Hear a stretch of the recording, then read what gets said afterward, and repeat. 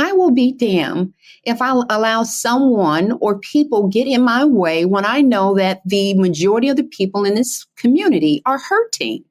And usually, if we're hurting, I know that there are thousands of others that are in the same boat. So my goal, as my parents have always taught me, that whatever you want for yourself and your family, you need to also want the same for your friends and for your coworkers and for your community. Yes. Because that is the only way that you advance. It's the only way that you can progress. And to be honest with you, when you are in it and you see it, you're more authentic and people really will accept you and understand what you're going through and want to support you. Hey friend, are you a leader who is career focused, goal driven, and possess a lifelong learner mentality? Do you dream about achieving your goals and spend hours Googling how-tos and gurus? Does a side effect of your awesome, might I add, personality include perfectionism, the dreaded imposter syndrome, and the ever-present fear of failure? Well, you've landed in the right place. We just became virtual BFFs. I'm Erin Deal, the founder of the improv training company Improve It, and a recovering perfectionist turned failfluencer. Inspired by the improv rule, there are no mistakes, only gifts. This podcast is the creative outlet you need to not only motivate you, but the people that you lead. Through interviews with corporate leaders, entrepreneurs, and even comedians, you'll walk away becoming a more empathetic boss by realizing that failure is a part of the journey and you must fail in order to improve. In the scene of life, we all have our own unique gifts that we bring to the world, and it is our mistakes that help to unwrap them. Welcome to Failed It.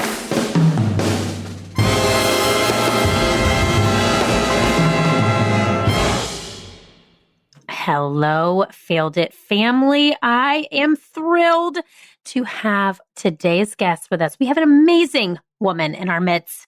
Please welcome to the Failed It podcast, Amena Karim, community activist, hero, and state director at Unite Us. Welcome, Amena. I am so thrilled and just incredibly honored to join you this morning. I really am. This is going to be a really great conversation. I agree. And I just think I researched you. I've looked at your background and I can't wait to hear all about the work that you're putting into this world. You're bringing so much light and love and just good. So Failed It family, get ready because you're in for a very nice treat. So, all right, I'm going to start by reading your resume here, or your resume. Are you ready? I'm going to read every single word on your resume to the Failed It family. No, I'm going to read your bio here.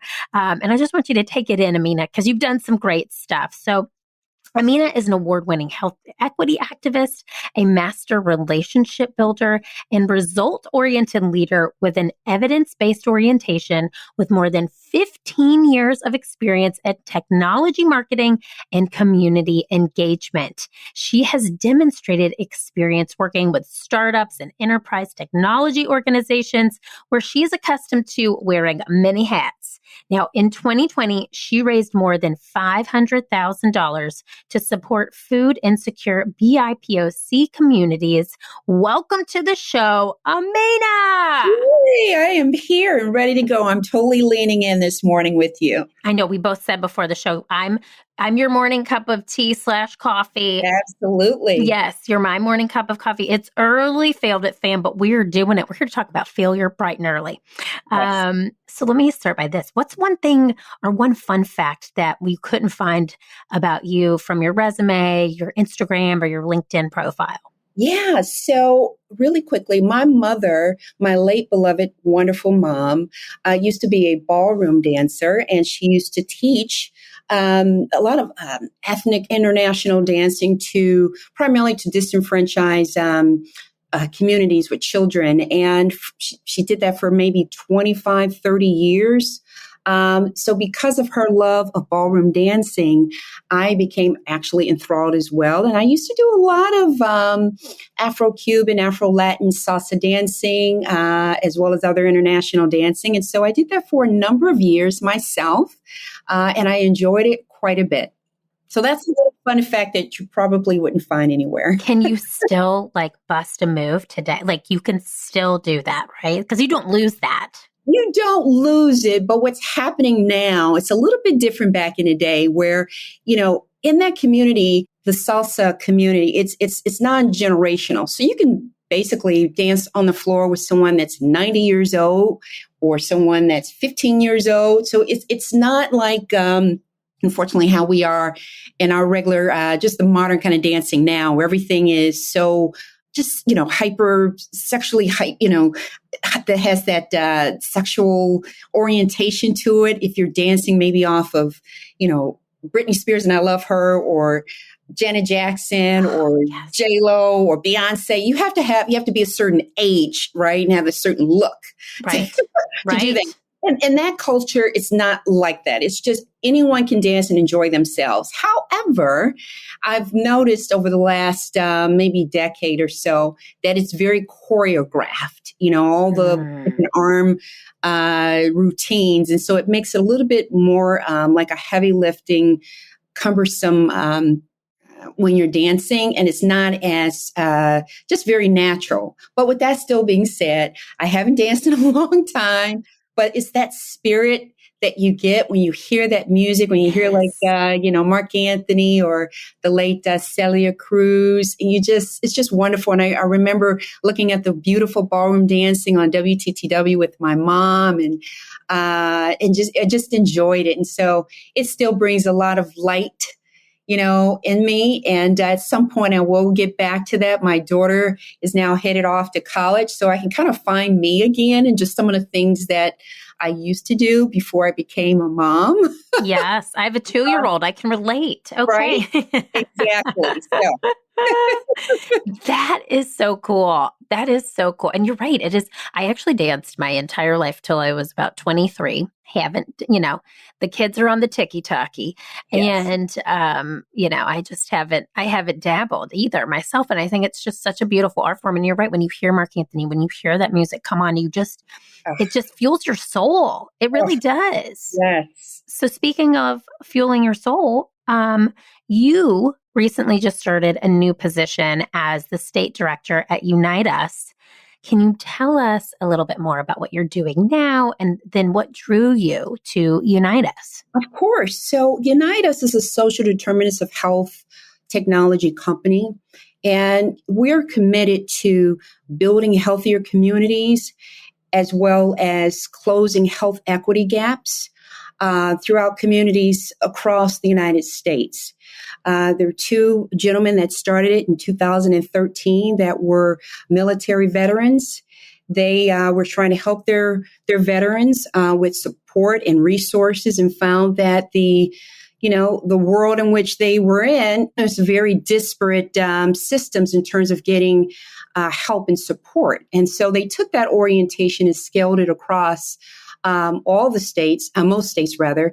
And so there are over 8,500 partners that we have across the country that consist of, and not, included but not limited to, healthcare providers, community-based organizations, nonprofits, social care providers as well, all trying to provide support, wraparound services for individuals. So what does that all mean? If I'm an individual, and let's say I go to my food bank and I discuss, I lost my job as well. Not only am I food insecure, but I lost my job.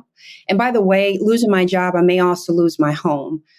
So this network allows you to be able to send and receive electronic referrals across the network that consist of all these awesome organizations that provide housing and clothing and food and transportation and employment and mental health. And a lot of social care services, because we know that the future is rooted in the communities. We live and work in our communities. Right. We don't live in hospitals.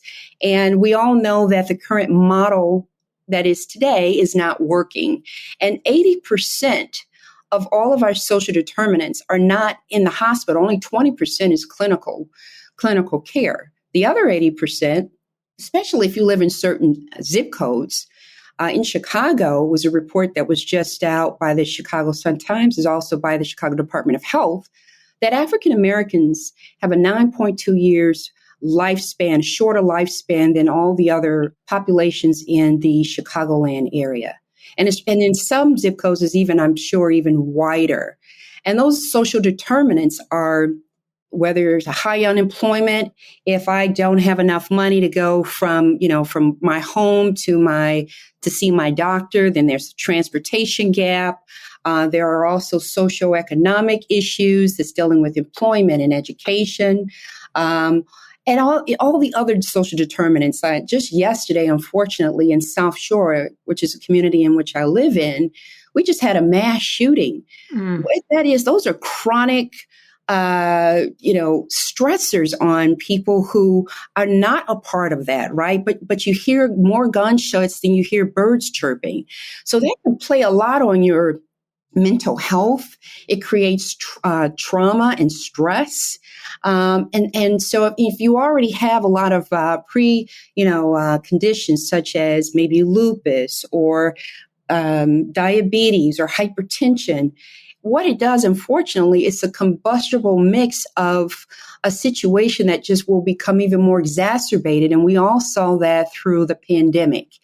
So my role with this great organization is to really connect with healthcare and social care providers, as well as nonprofits and community-based organizations, and enable them to connect within this network across all the communities in Illinois and provide those wraparound services to individuals and families to get them the services that they need, because they're not going to find that in just a hospital setting, right? Yeah. And so that's my goal. And, it was really an extension of what I was doing just from a micro level.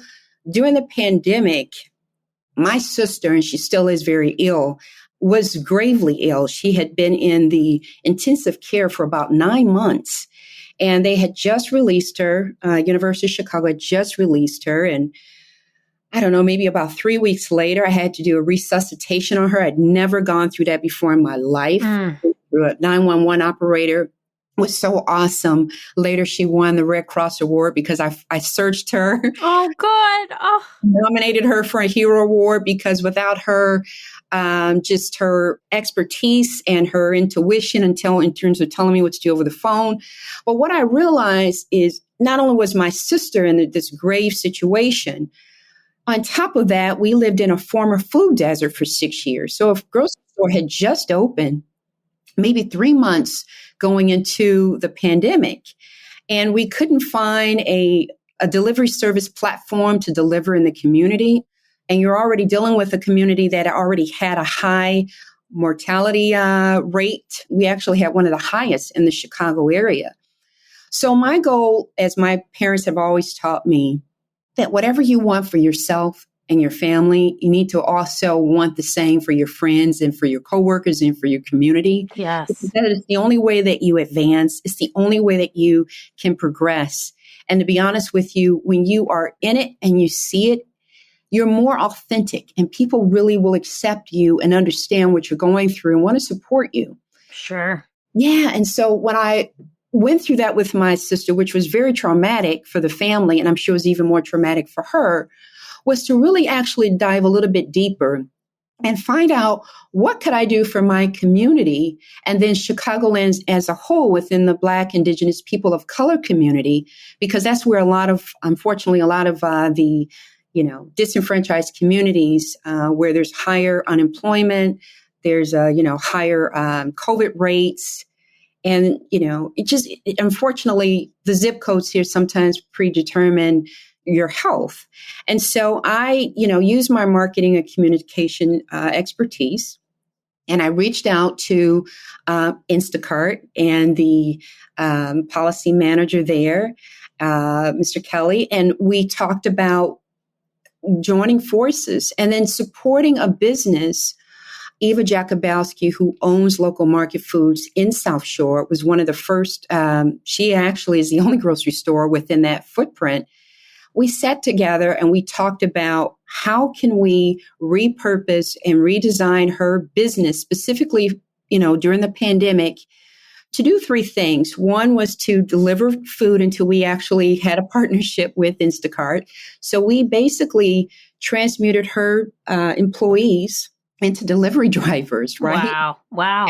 Every week we were delivering about 500 grocery bags every week for months. It was called Feeding South Shore. Yes. And we delivered to the most vulnerable population. So that was basically, the elderly, people who were on maybe SNAP but had no connectivity online, obviously, right? If you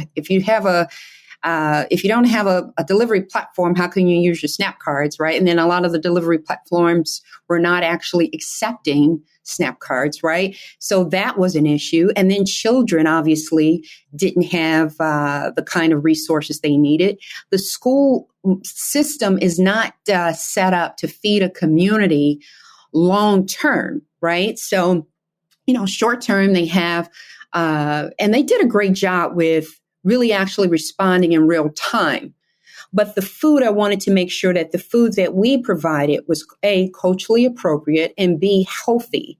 Because what we didn't want to do was to deliver food that contribute to people that already have diabetes and hypertension, right? And so really understanding the culture, really understanding the people, and then actually having that dialogue. And so I worked with the videographer, and we had these documentaries that we put together, and we interviewed hundreds of families. And what we learned from all of that was that they had even more deeper social determinants of health challenges. And that is, hey, I don't have computers in my home. I can't see a doctor. They're not allowing us in there. How do I connect with my doctor if I don't have a computer? So then I connected with PCs for People and had them to support me as well as the other organizations that I worked with and partnered with. And we delivered computers to these families that we're also delivering food to. And then also, and then Instacart stepped in and said, you know what, we're going to accelerate this partnership, even though it takes weeks to set up all these food SKUs online, but they accelerated the partnership, which was first of its kind. And what we did was create a blueprint for how the private and public sectors are supposed to come together and support a community. And I really want to thank also Verizon. They stepped in and supported, donated, $25,000, $30,000. Wow. And then from that, and because of that, then the media was really interested in how communities can move forward and progress and just the grassroots kind of activities. And because of that, then I had all these private donations that just poured in, from Canada, from, people that wanted to remain anonymous, from nonprofits. So it just became really, I stepped out of it personally it started with my sister. I got out of the way and really wanted to focus on just a larger, swath or to scale it so that we could really support communities, not just in South Shore, but communities outside of South Shore that had similar issues. And so it started with Feeding South Shore. And then we called it Feeding Chicago Families because it included schools and hospitals and rescue centers for women who were, physically abused, and just all kinds of organizations, reentry people who just came, who were obviously incarcerated, came back into the workforce or trying to find jobs and needed computers, needed food. And what I learned is they make it happen. Like, let's reduce some of the rhetoric. You hear people who have good intentions, but sometimes they don't move the needle. And Amena, let me stop you right there because you moved the needle. Can you see that? Can you see how you just moved this needle for so many communities? Sorry to interrupt you, but I had to stop because I was like, did you hear what you just said? Like, did you hear the impact of lives that you just created in a year? Did you hear that? You know what? I was so in the thick of it, meaning I was getting up every, a few days out of the week at 7:00 in the morning, putting grocery bags together. I really couldn't see and feel, I couldn't see the impact because I was so in it you know what I mean? And packing the bags and getting, and so it was only until I actually started filming individuals. Originally, they didn't want to go on camera for humility, and I get it. Yeah. People lost their jobs. Now they're standing in a food line and when I started hearing all these people, and when I mean people from different backgrounds, so from a 90-year-old to a woman who's, in her 30s who just lost her job and has a child that's in grade school, to, grandparents that, were retired but didn't have enough means to, go all the way through in terms of the pandemic because they had to spend extra money, right? Everyone who was spending extra money on food and electricity and all, things that you didn't plan for. Yeah. And so all these stories were told in such a impactful, genuine, authentic way that what it allowed me to do is really create a narrative, control the narrative in the Black and Brown communities, because oftentimes you get these stories, and I get it on one side of the ledger. I don't have this Disney lens where, all is good, right? So I know that on one side of that ledger, yes, there are things that we have to work on as a community in terms of getting the crime rates down, getting that unemployment rates, lower, and making sure that people have quality of life. That's one side of the ledger.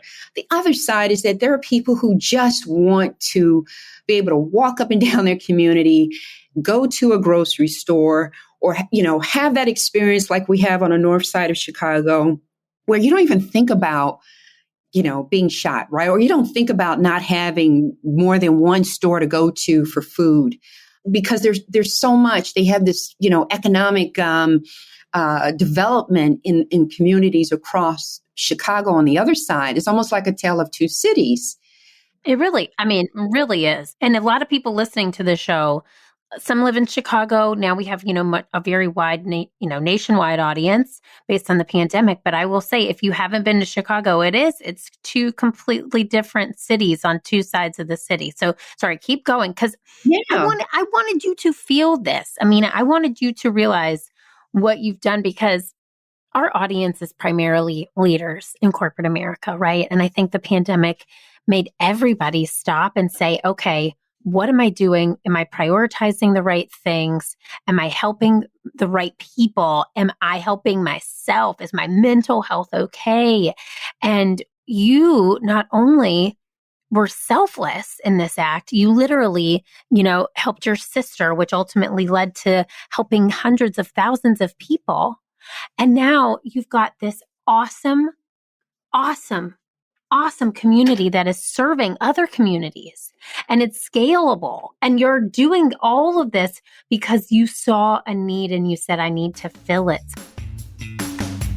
Overachiever, perfectionist, career-minded, focused. Did those words resonate with you? It's Erin, your recovering perfectionist turned failfluencer here, and I want to give a shout out to all my type A leaders out there who are failing it left and right in this quote unquote new normal.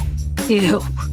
Those words are gross, but they are unfortunately true. So that's why myself and team have decided to celebrate F words at work.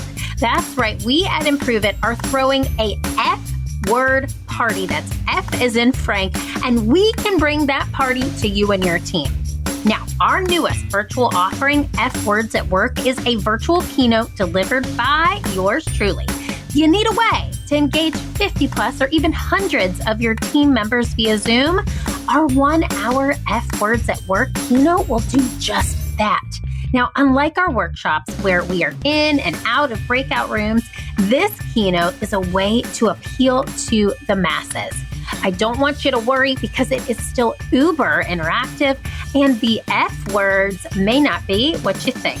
So with the notion that failure plus the frequency of failure equals the fundamentals of success, I'll take you and all of the other recovering perfectionists of your organization on a virtual journey filled with laughs, learning, and levity. Reach out to us at learntoimproveit.com on our contact us page to learn more. And I cannot wait to drop some F-bombs with you. Can I ask you a question really quick? What would you say to a member of the Failed It family who's a corporate leader right now who has something standing in their way in their community, maybe their organization, their team? What would you tell somebody in the Failed It family who is listening to this story and it's like, oh my God, she did all of this in a year because I wanted you to feel what you did. I mean, it's crazy. It's a year and a half, and you've created this community. You've used your marketing background to work with huge brands like Verizon and Instacart, and you've rallied a group of people to help others. And that's a short period of time to do something so amazing. So what would you tell somebody listening today who wants to do the same thing for their organization or their community? What's an action item you would tell them to do right away to get started? Yeah, I would say 3 things. So first, you have to be passionate about whatever it is that you want to go into, right? So whatever that is, and I can't tell you, but even if it's just that one thing that you really want, and you say, you know what, but I can't do it because there are, people on the left, people on the right, people on the center that may create barriers for me, or maybe I don't have enough money, or maybe I don't know the right people, or whatever that is. I will tell you, and please hear my words, you don't really need, and this is a quote by the great Shirley Chisholm, and I live it every single day. You may not have a seat at the table, so you bring a folding chair. And what I mean by that is you don't allow anyone to get in your way and tell you what you can and cannot do when you know it's the right thing. Because I will tell you, when I first started with Feeding South Shore, and there is, for all of the listeners, if you want to get the tape through the Freedom of Information Act, I had a hard time getting it off, get the train moving because some of the people didn't feel as though it was. I'm also a special service area commissioner for my area. And my job is to support and help the businesses in South Shore, which is a predominantly African-American community. The median household income is about $26,000, which is half of the city's average. It's about 38% of people living below poverty. And before the pandemic, it was about 60% of risk for food security. So we got a lot of, there's a lot of issues going on. However, the community, for anyone that wants to ever come here, if you just look at it on its, face value, where we're only 7 minutes away from the downtown area. We are only 5 minutes away from the Museum of Science and Industry. We're nestled among golf courses, maybe 5 minutes away from the Obama Presidential Center, if they ever get that started. There have been so many different... Right, it's been a moment.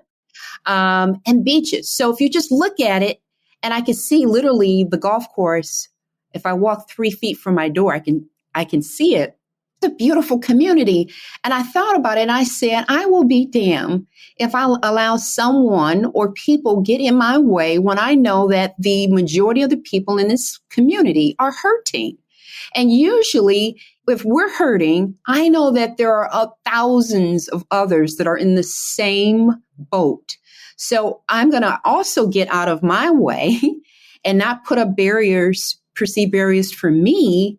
And I'm going to do whatever I need to do to get results. I'm a very results-oriented person, and I'm very process-oriented as well. And what I mean by that is nothing just happens randomly. You do have to plan.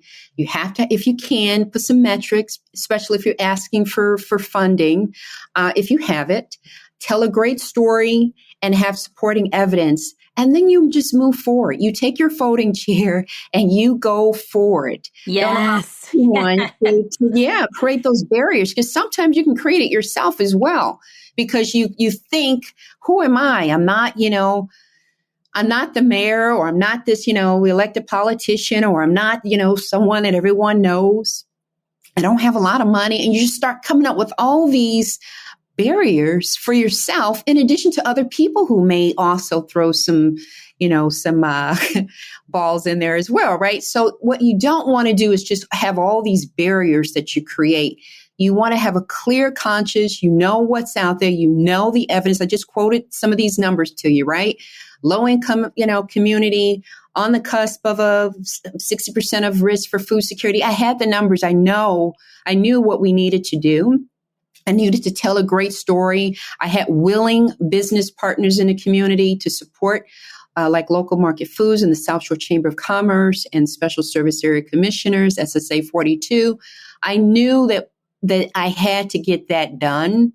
And I just stepped out of the way. I created a plan and I moved forward and I just kept scaling it. And I told my story and I created my narrative and I stayed consistent with my message. It never wavered. So whether I was talking to the media, talking to a politician, talking to someone in the community who really needed support, the messaging stayed consistent. So no matter what, it was always consistent. And so to me, I think that was my recipe. And, because of that, Brown University actually will be interviewing me a little bit later today because they want to know why I got that. Or University of California at Berkeley interviewed me for their research last, I think now 2 months ago now. And then the University of Illinois. So it's actually just having that vision and then actually implementing it. You can have the best ideas, but if you don't execute flawlessly and then have the right people with you on your journey, then it becomes a little gray. And I'm not saying you're not going to have, bumps in the road, because that is just life. And you will fail at it, right? That's it. But you keep going and you just continue to improve. Oh, let me stop you right there, Amena, because you just hit on a title that I like. Improve it. Okay. Yes.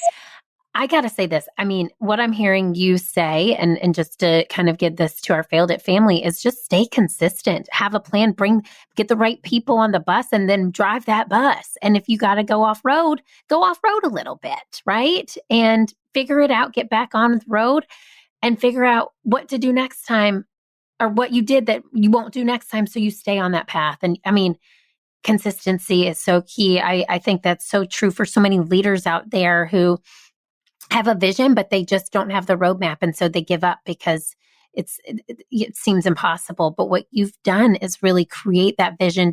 You've figured out your story. I love that you said, I have these data points. I told that story time after time after time. And it's so cool. Look at what you're doing. I mean, first of all, you're on the Failed It podcast. Then you get to talk to Brown University. I mean, what a day. Okay. No, Brown is definitely cooler than us. But I think this is just such a testimony of getting out of your own way and saying, I'm not going to give these barriers or these limiting beliefs to myself. I have passion and I have confidence, and I'm going to lead with conviction, and I believe in this project. So I'm going to continue to keep pushing forward. And I just think that's such a lesson for all of us, because as you said, you had so many bumps in the road. There's so many fails, I'm sure, on the day-to-day that you had to overcome to just keep moving forward. But when you get those people on video saying how you've impacted their lives, I'm sure that it's all worth it, right? In the end, because you knew what the end goal was. Absolutely. And the one thing too, what I learned is that sometimes when you're going after something, it may even change into something even bigger, something even more larger than what it is. So I always said that I'm not a food bank, right? Because there are some awesome, fantastic food banks with hundreds of trucks and, thousands of employees and volunteers across the country, right? That's not me. That's not what I was doing, right? My goal was health inequities, closing health equity gaps. And if you talk about health equity, that includes food, of course, but it also includes other social determinants, which is why I was able to connect with other partners, such as PCs for People, for computers, for telehealth, right? Because that's a health issue.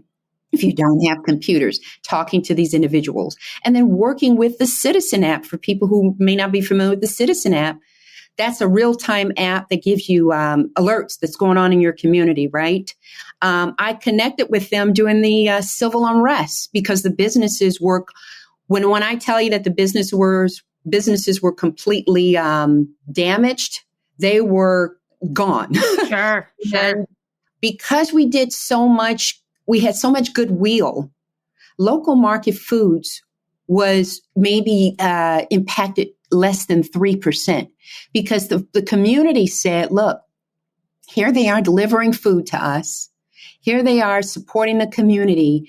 We had all these great community organizations to basically have this human ring around the store. We had community people that said, this store is not going to go down.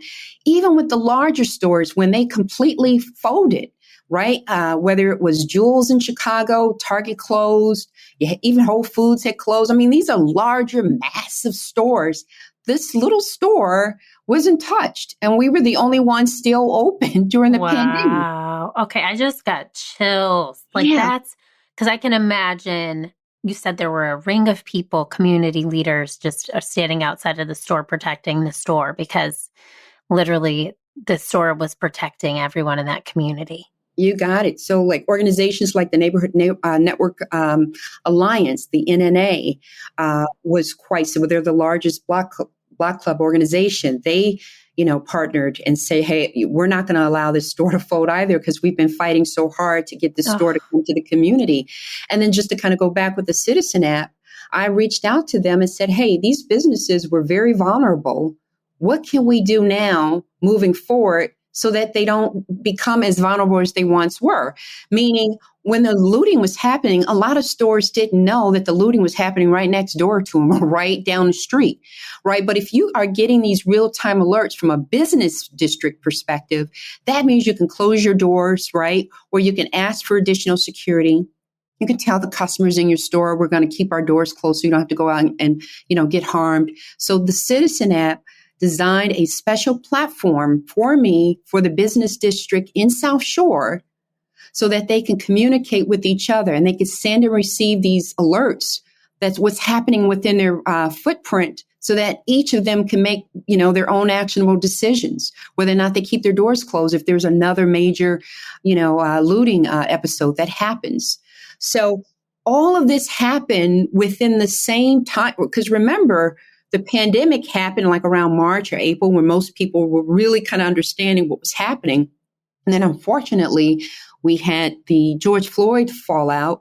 That was in May. Our second pandemic, right? That was our second pandemic. Right. Yes. So all of this was happening all around within the, 2-3 months time frame of each other. And so that's why I truly believe that a lot of these companies, particularly the tech companies, can really use their intelligence and their bandwidth to help these disenfranchised communities, because oftentimes African Americans and the Latinx community have a higher propensity and adoption rate of using their products to begin with. So why not comport yourself as a corporate citizen and really give back, and not just we support Black Lives Matter, or we support it, but then what are you actually doing? Like, I want to see some action. I want to see some actual implementation and supporting of policies, and really driving home, all these health inequities that are happening in the communities. That's what I look at. Such a good point. What are you really doing, right? Yeah. It's a good story to tell, and I do think it is a blueprint for how communities can hold people accountable, hold companies accountable, businesses accountable, hold ourselves accountable, and just continue to move forward and not look back. Oh my God. Okay. You are an angel on this earth. Okay. And so many leaders listening today, that is the soundbite of all sound bites. I mean, that is it. And it's just holding ourselves accountable, holding other people and leaders and companies and organizations accountable for the actions and making the world that we want to live in, right? And taking that on a microcosm level as a leader in an organization, making an organization that you want to work with or work for. making and creating a team that you want to see succeed and help grow, and add to that team and diversify that team so it looks and feels like the people in this world. And we help people with not only our words, but our actions. And what you just said, Amena, is just so beautiful. You're doing it. You've done it on a macro level, not a micro level. So congrats to you. I'm just thrilled that we know you, and I'm so thrilled to know the work that you're doing and to introduce that to the Feel It family today, because it's crazy what you've done, and you're not looking back. And I will say this, this is something interesting, I think, that I hope you get to do soon. Improve It, the company that I founded, we were just plugging forward since 2015. I mean, I did not take a day to stop and reflect. I was like, what's next?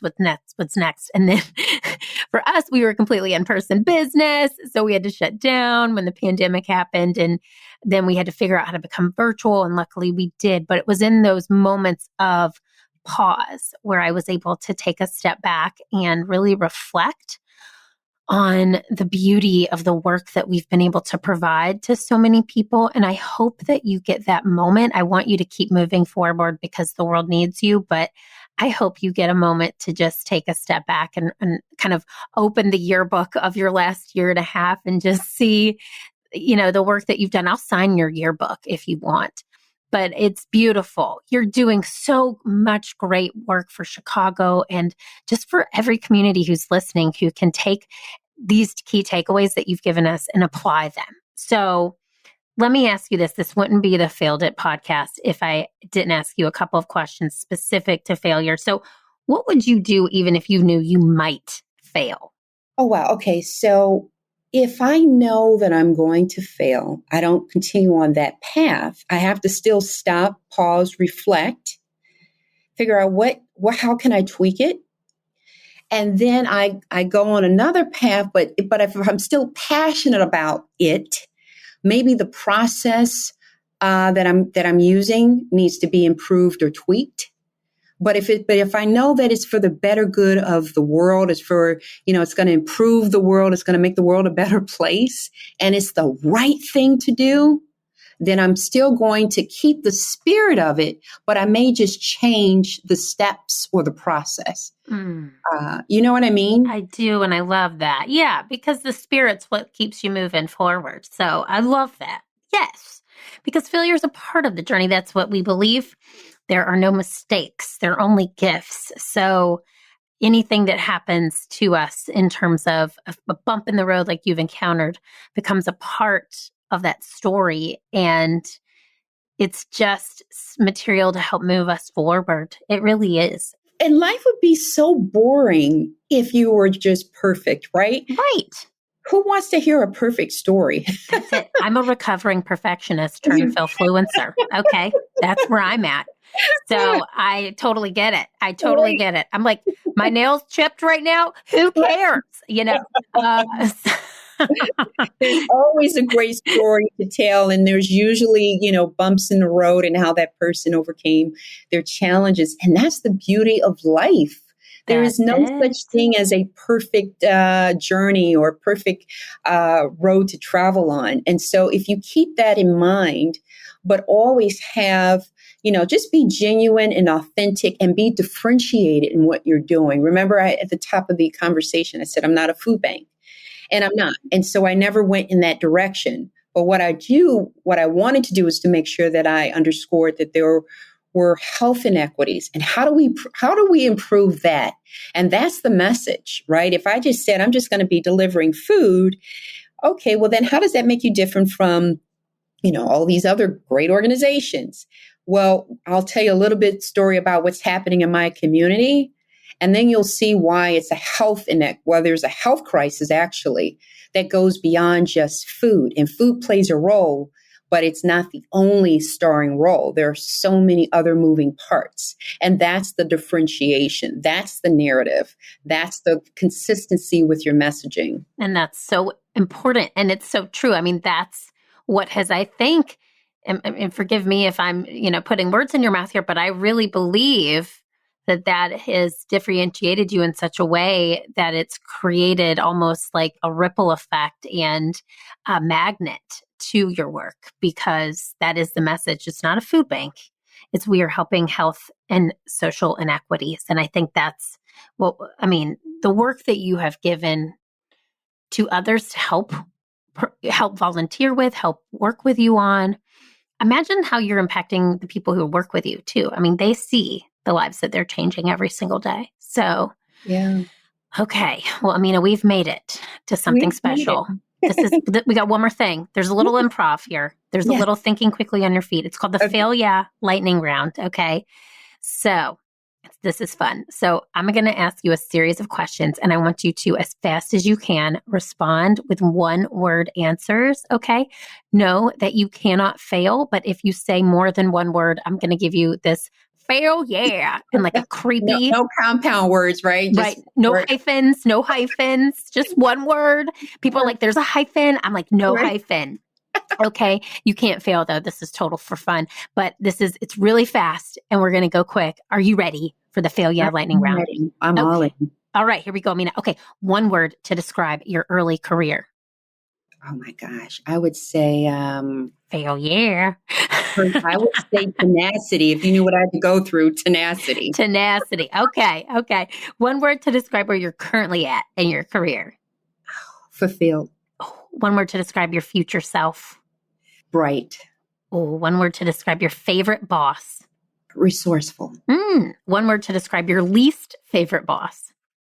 Antagonistic. And one word to describe your fashion style. Just want to hear this one. Individual. One word to describe your speaking style. I try to be clear. So clear, sorry. Clear. Fail yeah. Fail yeah. And one word to describe this interview. Soulful. Yes. Okay, golf claps. You nailed it. You didn't fail it. Oh my gosh, Amena. Tell the Failed It family how they can find you. Yeah, you can find me on LinkedIn, Amena, that's A as in apple, M as in mother, E-N-A, like amen with an A at the end, Amena. And then the last name is Karim. It's K-A-R as in red, I-M as in mother, Karim. I could tell you the other, social sites, but LinkedIn is fine. Love it. And I think that's probably the best way to go.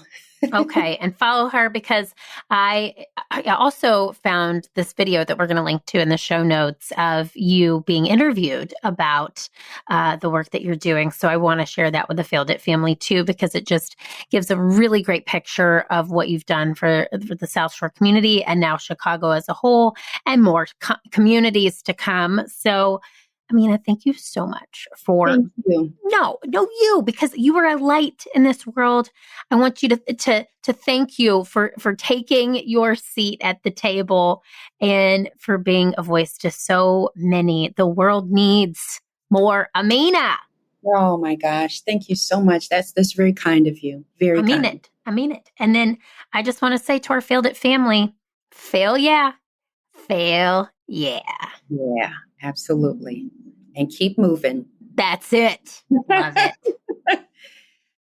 Hey friends, thanks for tuning into Failed It. I am so happy you were along for the ride. If you enjoyed this show, please head on over to iTunes, leave us a 5-star review, and subscribe to the show so you never miss an episode. New episodes drop every Wednesday. Now, if you're really feeling today's show, please take a screenshot and tag me on Instagram at Keeping It Real Deal and share it to your stories so we can bring more people to the Failed It family. I'll see you next week, but I want to leave you with this thought. What will you fail at today, and how will that help your future successful self? Think about it. I'm so proud of you, and you are totally failing it. See you next time.